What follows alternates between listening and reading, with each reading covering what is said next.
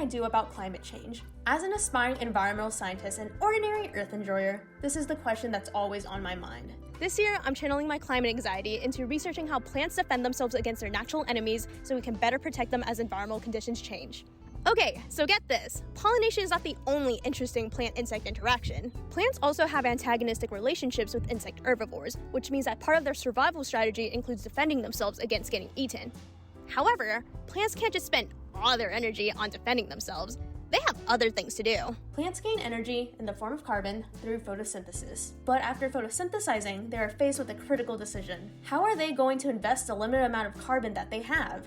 Well, when faced with insect herbivory, I hypothesize that plants will allocate some of their carbon to defending themselves at the expense of using it to grow. The problem is, we don't really know how plants decide what to spend their limited amount of resources on.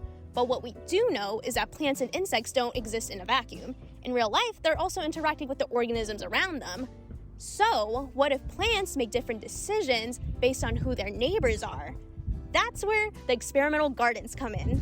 Here in the gardens, I am investigating whether plants will experience different rates of insect herbivory depending on the diversity of their plant neighbors, and whether they will choose to invest more resource into growth or defense as a response. To do this, I am going to tag individual plants living in plots of low, medium, and high plant diversity. Then, I'm going to measure the leaf areas and herbivory defense traits of my tagged plants over time to see whether they will invest more into defense and less into growth within the plots that they are more heavily munched on by insects. Plants are the foundation of our ecosystem. As more vegetation is lost due to climate change-related stressors, the existence of insects and of all the other organisms that depend on plants is also threatened.